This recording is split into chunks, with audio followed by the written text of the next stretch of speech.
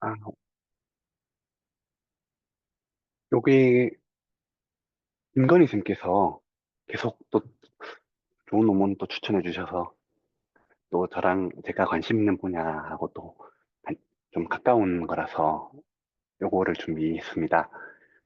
이것이 밑에 보시면 닥터프레소라는 한국의 기업인 것 같습니다. 이제 구글 스토어에 마음 편의점 뭐 이렇게 해서 뭐 정신건강 관리를 위한 앱으로 출시된 것 같은데 요걸 좀 이용을 해서 여기에 챗GPT를 이용해서 여기 마음 편의점이라고 하는 게 이제 일기장을 간단하게 쓰는 건데 그 다이어리 텍스트 데이터로부터 그 디프레션을 검진처럼 선별해 보는 거에 그 밸리디티를 본 연구입니다.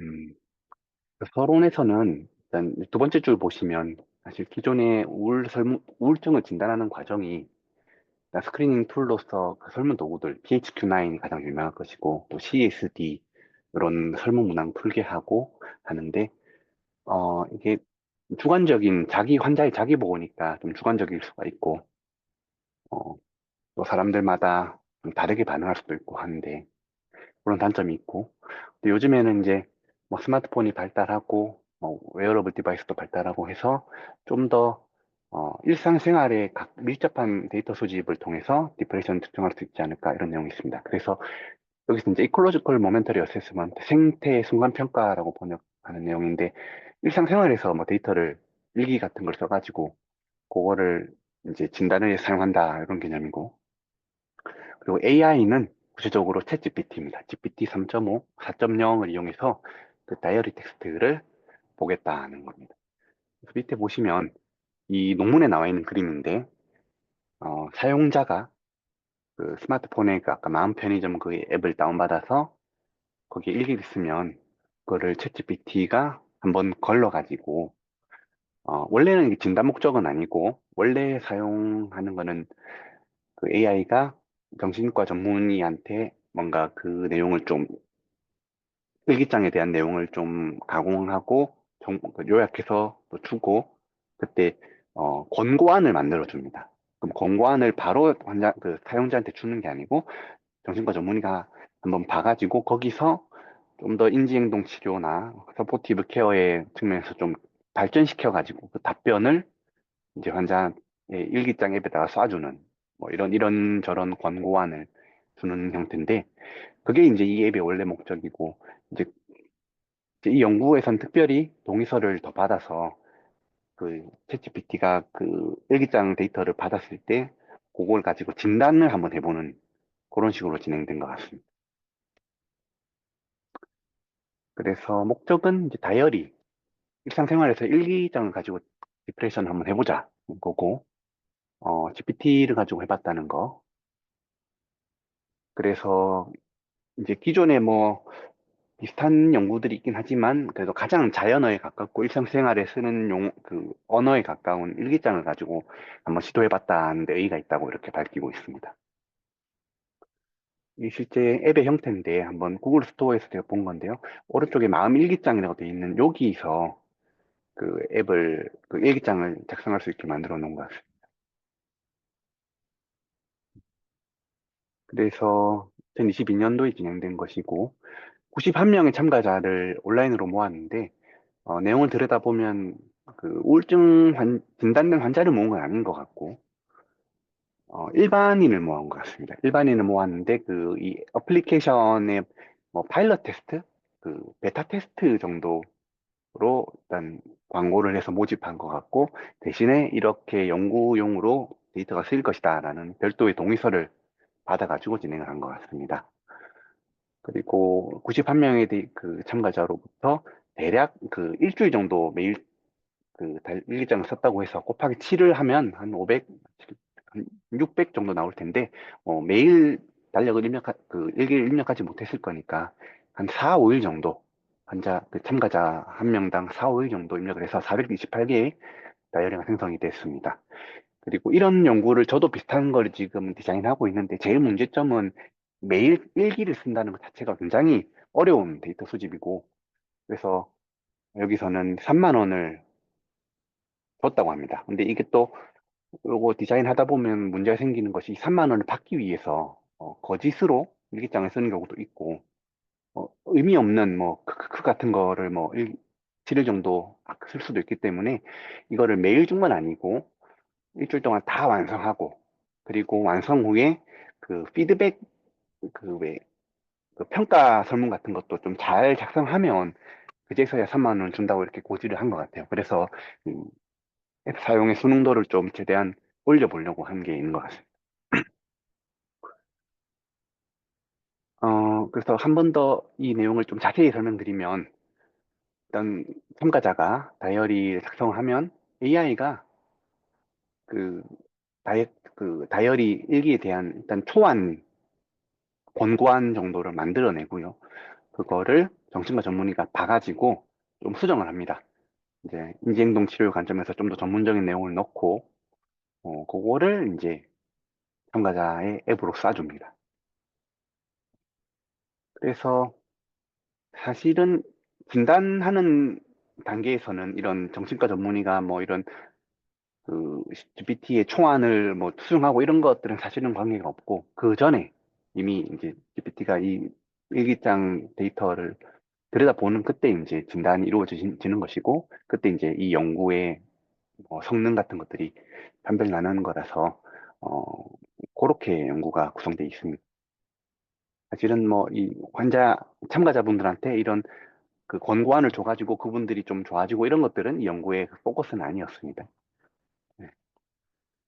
그럼 여기서 제일 중요한 거는 이제 디프레션을 그러면 라벨링을 어떻게 할 거냐. GPT가 나중엔 GPT가 그 일기장을 봐가지고 우울증이라 이 yes or no로 이렇게 진단을 내리는데 그게 실제 맞는지 아닌지 라벨링은 실제로 정신과 전문의가 했다고 합니다. 어, 하는 기준은 첫 번째로 이 일기장 쓰기 전에 그 상용되는 PHQ-9이나 그 백 수어사이드 스케일이라고 하는 그 자살 관련된 스코어 그 설문 도구인데 요거를 그 풀게 해가지고 어 컷오프 스코어 알려진 컷오프 스코어를 이상 그 스코어 이상을 응답하신 분들은 우울증이 있다라고 바이너리 데이터로 있다 이렇게 표시를 해뒀던 거고 만약에 그런 데이터 수집 못하는 그 참가자의 경우에는 다이어리를 직접 정신과 전문의가 다 들여다봐가지고 그 내용 중에 I want to die, 뭐 I'm depressed 이런 확실한 우울이나 뭐 자살 사고 같은 게 있으면 그것도 정신과 전문의가 디프레션 있다고 진단을 내렸고 사실 이게 또 실제 임상 진료 현장에서 더 가까운 내용이기도 하죠. 실제로는 뭐 PHQ-9 같은 그런 것들은 선별 도구 정도의 역할을 할 때도 있고, 결국엔 정신과 전문의가 뭐 그런 점수하고 무관하게 환자 면담하고 우울증이다, 아니다, 이렇게 특정하는 게 좀 더 전통적인 방법에 가깝다고 생각되는데, 그런 거를 실제 이 연구에서도 다이어리 데이터를 갖고 한 것이고, 또 세 번째가 약간 독특한데, 어, 그 참가자가 만약에 PHQ-9 점수가 10점 이상으로 처음에 응답했다 하더라도, 그 이후에 4, 5일 정도, 그러니까 사실은 뭐 일주일 연구를 했으니까 모든 데이터를 다 본 거죠. 그 일주일 동안에 그 일기장 다 봤는데, 뭐 I feel better라든지 today was a good day 이런 기분이 호전된 게 있었으면 이 환자는 디프레션이 아니다라고 다시 라벨을 고쳤다고 돼 있습니다. 이게 본문에 조금 자세히 나와 있진 않은데 굳이 이런 내용에 좀 힘을 써가지고 힘을 주고 본문에 기술해뒀던 걸 보면 이런 분야의 연구에서 이런 상황, 그러니까 전통적인 설문 도구에서는 우울증이 맞다고 나오는데 정신과 전문의가 좀 들여다봤을 때 뭔가 내용이 그분의 무드 상태가 우울증이 아닐 때 그거를 천편일률적으로 그 설문 도구에 맞춰가지고 막 우울이라고 라벨링 하는 거에 대한 뭔가 문제 제기가 있었던 것 같아요. 그래서 이런 걸 본문에 좀 강조하긴 했는데 뭐 디스커션에 자세히 나와 있진 않은데요. 선행 연구들에서 뭔가 이런 부분에 대해서 이렇게 정신과 전문의가 개입해가지고 수정해가지고 해야 좀 더 정확도가 올라간다. 뭐 이런 내용이 있었던 것 같습니다. 어쨌든 그래서 이 보시면은 음 제가 아까 98명 정도가 모집됐다고 말씀드렸는데요. 91명. 그 중에 그 이렇게 연구에 동의를 또 해주신 분들은 몇 명 안 됐던 것 같아요. 31명 정도밖에 안 됐습니다. 3분의 1 정도만 결국에는 연구 분석에 데이터가 사용되었고, 나머지 분들은 이런 거에 좀 부담을 가지고 내 일기장을 막 데이터 분석에 사용하는 거에 대해서 거부하셨던 것 같아요. 그래서 31명 정도밖에 못 모았는데 또 이런 정도의 데이터를 가지고도 이 제이미르 굉장히 디지털 헬스 분야의 가장 또 유명한 이런 잡지 실린 걸 보면 이 정도 데이터로 가지고도 굉장히 의미가 있구나 생각도 들더라고요. 그리고 지금 테이블 1의 데모그래픽 데이터가 이게 답니다. 이 네 항목이 단데 나이하고 PHQ-9 점수가 처음에 시작할 때 얼마였고 끝에 얼마였고 평균 점수, 그다음 백스케일은 얼마였는지 요 정도 보고한 게 다거든요. 나머지 뭐 학력, 소득 수준 뭐 이런 것들은 되지도 않았고 아주 간단하게 그냥 프라이버시를 너무 건드리면 또 참가 안 할 것 같아서 간단하게 수집했던 것 같아요. 그리고 성능을 평가하는 가장 중요한 부분은 이제 GPT 3.5 쓰고, 그다음 파인 튜닝한 거, 그다음 4.0, 그다음에 컴프레션이라고 해서 이건 제가 또 처음 들어본 용어인데 뭔가 GPT 이전에 무슨 뭐 단계의 무슨 알고리즘인 것 같아요. 이런 자연어를 분석하는 뭐 벌트니 뭐 이런 거랑 또 구분되는 뭔가 GNU 칩이라고 하는 옛날에 전통적인 모델이 있는 것 같습니다. 그걸 이용했고, 그 다음에 또 GPT 각각에 대해서 제로샷하고 체인 오브 더 요거를 사용했는데, 아래 그림 보시면 왼쪽이 이제 제로샷이라고, 이제 이 정도 프롬프트를 주고, 바로 그냥 이 다이어리 읽고, 노멀인지, 디프레션 상태인지 골라라, 이렇게 판정 내려라 한 것이고, 체인 오브 덧은 보시면 세 가지 단계로 이 다이어리에서 뭔가 상황이나 태도와 관련된 그 일기 조각을 찾아내고 거기서 감정이 어떤 감정과 관련된 단어를 찾아내고 이것에서 이제 디프레션인지 아니면 정상인지 찾아내라. 세 단계 정도의 그 체인 오브 덧을 줘가지고 비교를 했습니다. 그래서 이게 최종 결론인데 보시면 3.0 파인 튜닝 버전 그리고 파인 튜닝에서도 이제 제로 샷 체인 오브 덧 그다음에 3.5에서 그 파인 튜닝 없이 한 거에서 제로샷과 체인 오브 덧 그다음에 4.0 버전에서 그 두 가지. 그리고 컴프레션은 이제 아까 전통적인 좀 알고리즘 이용했고 보시면 성능들이 대부분 0.8에서 뭐 0.6도 있고 0.9도 있고요. 1.0도 가끔 나오긴 합니다. 이게 프리시즌 스피시피시티 같은 거를 맥시멈 그러니까 밸리데이션 하는 과정에서 여러 번 반복했을 텐데 가장 성능이 좋았던 거는 100%의 성능도 일부 지표에서는 보고가 된 것도 있고요. 근데 아주 안 좋았던 지표들은 뭐 37%뭐 이런 것도 있긴 합니다. 근데 제가 이 디프레션의 이런 머신러닝, 딥러닝 진단에서 이 정도 성능이면은 어느 정도인지는 잘 감각이 없기는 한데 그래도 이 정도면 꽤 어, 유의하게 좀 성능이 좋다고 생각해서 이렇게 어, 이렇게 연구가 된 것 같습니다. 음. 요거는 이제 그런 뭐 그 컨퓨전 매트릭스를 각각의 3.5 파인 튜닝 버전에서 제로샷, 체인 오브 덧 비교한 것이고 밑에는 파인 튜닝 없이 3.5 버전의 제로샷과 체인 오브 덧 그렇게 한 건데 각각의 그림 보시면 이 가로축은 이제 챗GPT가 판별한 노멀과 디프레션이고 세로축은 실제 이제 그 그라운드 트루스죠. 정신과 전문의가 판별한 노멀과 디프레션입니다. 그래서 뭐 제일 좋은 거는 여기 노말 둘 다 노말로 판별한 경우랑 디프레션을 또 디프레션을 잘 판별한 경우 이것들이 비율이 가장 높아야 될 것이고 나머지 두 가지는 좀 낮아야 될 것이다 생각이 되는데 뭐 그렇게 되고 있고 오른쪽 그림은 GPT-4 버전으로 한 것이고요 밑에는 컴프레션 모델 가지고 한 부분입니다. 뭐 성능에 대해서는 뭐 저도 다른 감각은 없긴 한데 한 가지 눈에 띈 것은 이제 GPT-4 버전이 좀 좋을 거라고 짐작이 되긴 하지만 여기 보시면 일사분면 그러니까 정신과 전문의는 노말이라고 생각했는데 GPT는 그거를 디프레션이라고 어쩌면 과하게 진단해 버린 거죠. 그러면 위 양성인가? 네. 그렇게 돼버린 경우가 꽤 높아지더라고요. 색깔도 하늘색이 좀 진해지는데 28%, 25% 정도 되는데 3.5 버전에 비해서 점점 더 많아지고 음, 그리고 이 밑에 부분도 보시면 3.5에서는 한 6.1% 정도, 11% 정도 이렇게 됐던 게 GPT-4 버전 가니까 아예 0%로 줄고 아마 오른쪽으로 17%된 게, 그러니까 GPT는 디프레션 쪽으로 진단을 좀 과하게 하는 경향이 있었던 것 같아요. 4.0 버전은. 이게 진짜 장단점이 있을 것 같은데, 하여튼 이런 식으로 됐습니다. 네. 이게 어쩌면 나중에 제가 이후 슬라이드에서 좀 떠오른 내용이 있는데, 이거 보고 좀 건강검진 같은 거 함부로 하다가 또 부작용 같은 게 생기는 게 좀 떠오르긴 했거든요.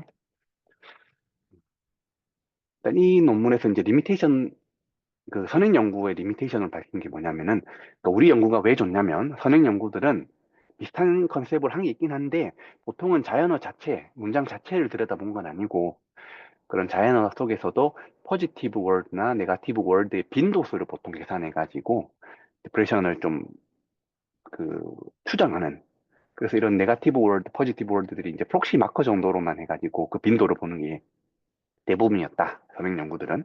그리고 또 소셜 미디어, 그 페이스북이나 인스타그램 포스트를 쫙 긁어가지고 거기서 이런 연구를 한 경우도 있었는데, 이것들은 사실 또 일기장에 쓰이는 문장들하고 약간 다른 게 있다라고 그렇게 한계를 얘기하고 있거든요. 그런 소셜미디어에 쓰이는 그런 축약체라든지 이런 것들이 조금 아쉬운 게 있었다. 그리고 이제 자연어 처리 방법이 발달하면서 이제 EMR에서 이런 연구를 하긴 했었는데, 요거의 또 단점은 EMR은 또 거기에 의료진이 써놓은 데이터니까 의료진이 판단이 들어가고, 뭔가 의료진이 생각에 우울증일 것 같다라고 생각되면 약간 우울증에 가깝게 기록을 써버리니까 그런 것들이 환자 본인의 언어는 아니다, 이런 게 있었습니다. 근데 우리 이제 이 연구는 이런 거에서 좀 더 한 발짝 나아가서 환자 본인의 자연어, 환자는 아니죠, 일반인이죠, 일반인의 일상 언어를 가지고 자연어 처리를 해가지고 했다, 이런 장점이 있다고 얘기하고 있습니다. 그리고 또 하나는 어쩌면 이게 수능도를 높일 수 있는 전략일 수도 있겠는데, 이런 일기장 자체를 쓰게 하는 거, 일반인한테 쓰게 하는 게 굉장히 귀찮은 일이라서 어, 연구하는 게 참 어려울 수 있는데, 보시면은 지금 어, 그 연구 시작 전하고 시작 후에 PHQ-9 점수가 7점에서 5점 정도로 감소했고, 백스케일 요 점수도 4점에서 2점 정도로 감소했는데, 이 보통 보통 그 일기장 쓰는 것 자체가 우울감 같은 거에 대한 좀 호전 효과가 있다라고 알려져 있어서 그거랑 비슷한 결과가 나온 건데, 어쩌면 이런 걸 광고를 통해서 환자를 모집할 때, 일반인 모집할 때도 이런 거를 좀 전략으로 쓸 수 있지 않을까. 그리고 제가 관심을 갖고 하고 있는 외로움에 대한 중재에서도 비슷하게 일기를 쓰는 것 자체가 이런 효과가 있을 거기 때문에 이런 걸 좀 차용해서 참가자를 모집하는 데 쓸 수 있지 않을까. 그런 생각도 좀 드네요. 네. 그래서 이제 논문의 내용은 여기까지고, 그 좀 전에 제가 떠올랐던 내용 중에 하나는 여기, 그러니까 정상인을 갖다가 챗GPT가 우울증 있는 걸로 의심하고 진단을 내려버리는 게 좀 비율이 증가하는 게 4.0 버전이 좀 더 좋아질수록 이걸 좀 민감하게 잡아냈는데, 이런 걸 보면서 떠올렸던 게, 그 한 2년 전인가 이런 걸 제가 봤던 것 같아요. 그 우울증에 대한 건강검진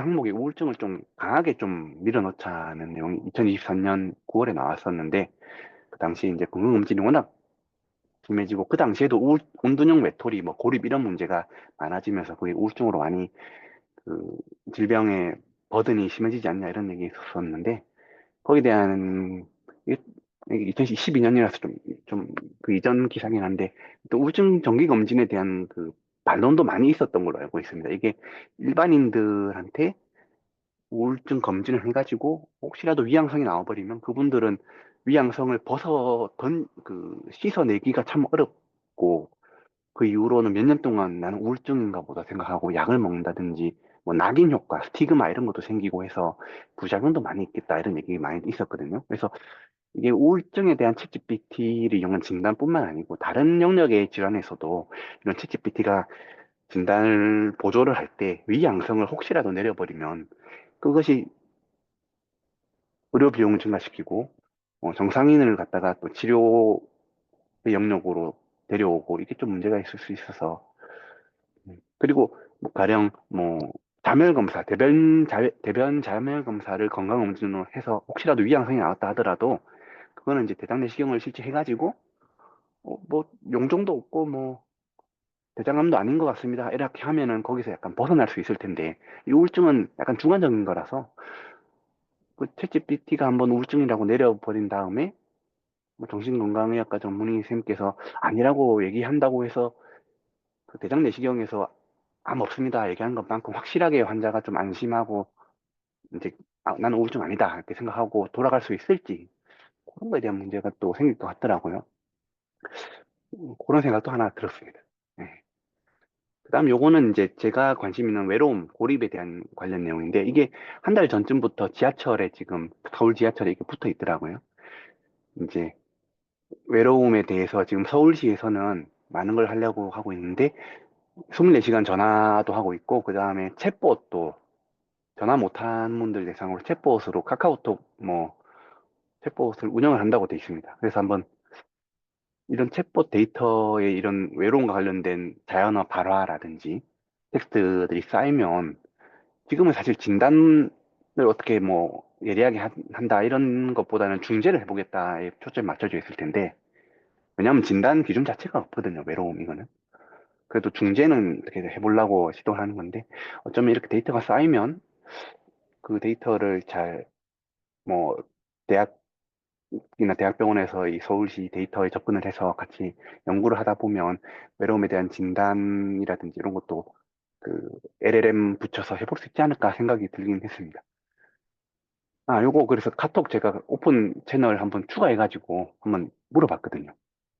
외로움을 느낄 때 어떻게 하는 게 좋을까? 이 정도로 물어봤는데 아직 챗봇이 굉장히 고도화가 안 된 것 같아요. 이 말도 못 알아들어가지고 이제 선택지를 주고 이 중에 어떤 걸 물어본 건지 골라라고 하더라고요. 그래서 외로울 땐 어떻게 하죠? 이걸 누르면 그제서야 이 외로움에 사용되는 진단 그 설문도구 가장 유명한 세 가지를 이렇게 주는데 요거 가지고 일단 그 설문도구부터 풀어봐라 이렇게 하더라고요. 그래서 아직까지는 진단도 어렵고 챗봇도 고도화 안 돼 있다. 이 외로움이라는 영역은 우울증하고는 달라서 아직 할 게 많구나 이런 생각도 들었습니다. 그리고 이건 제가 지금 하고 있는 디자인하고 있는 연구인데 저도 이제 스마트폰에서 외로움 일기라는 걸 일단 만들어 두고 이거 어떻게 써야 되나 고민만 하고 있었는데 이제 이 우울증에 대한 이 챗GPT 연구를 통해서 아 이거 좀 밀어붙여도 되겠다. 이 우울증 외로움에 대한 일기를 쭉 자연어 발화로 받아가지고 데이터 일단 쌓아 놓으면 여러 개 생기면 그거 챗GPT 같은 거 붙여가지고 라벨링 이분 데이터로 해가지고 또 뭐 좀 해볼 수 있겠구나. 왜냐면 저도 외로움에 대한 설문 도구를 가지고 스코링 해가지고 컷오프 가지고 외로움 있다 없다 정도로 라벨링을 해볼 수 있을 것 같거든요. 그거랑 이제 이 일기장에 나와 있는 자연어 발화를 비교해보는 정도로 컨셉을 잡고 해볼 수 있겠다 생각이 들었습니다. 그리고 타이핑하는 게 귀찮으면 이게 마이크로 해가지고 한두 문장 정도라도 써놓으면 그거 의미 있는 데이터가 될 거니까. 예, 그래서 제가 준비한 거는 여기까지입니다. 이제 우울증에 대해서 GPT 가지고 자연어를 좀 분석하는 거를 제가 하고 있는 외로움, 고립에서도 좀 해볼 수 있겠다 생각이 들어서 한번 정리해 봤습니다.